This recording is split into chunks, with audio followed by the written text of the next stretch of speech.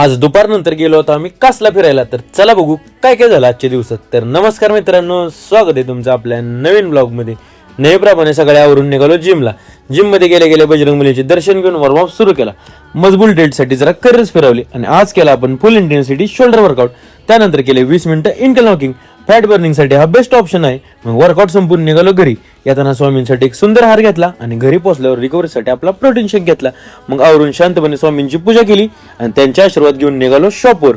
आणि शॉपवर बसल्यावर शटर ओपन केलं आणि 4-5 दिवस शॉप बंद होतं, त्यामुळे पहिल्यांदा शॉपच्या बाहेरची साफसफाई केली आणि नंतर शॉपमधली साफसफाई करून घेतली. त्यानंतर सेटअप लावून सगळ्या मशीन्स क्लीन केल्या. नंतर देवपूजा करून आपल्या बाकीच्या कामाला लागलो. थोड्या वेळाने गाडी काढून निघालो घरी डबा आणायला. मग घरनं डबा घेतला.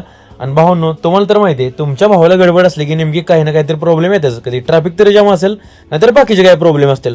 मग त्यानंतर पोहोचलो शॉपवर आणि टॉपच्या बंड्यांना नाश्ता आणला होता. मग थोडा त्यांच्यासोबत नाश्ता केला. त्यानंतर आली फ्राईजची ऑर्डर.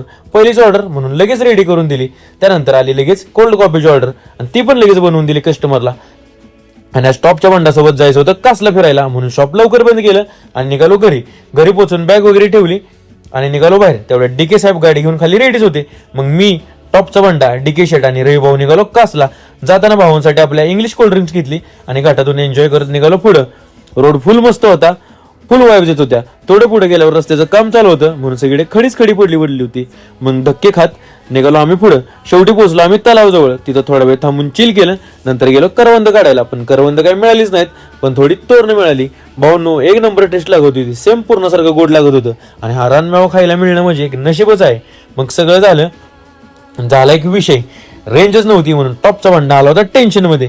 म्हणून थोड्या वेळाने निघालो आम्ही परत घराकडे यायला. येता येता हॉटेलवर थांबलो आणि मस्त मध्ये जेवण करून थोडा वेळ शांत बसलो.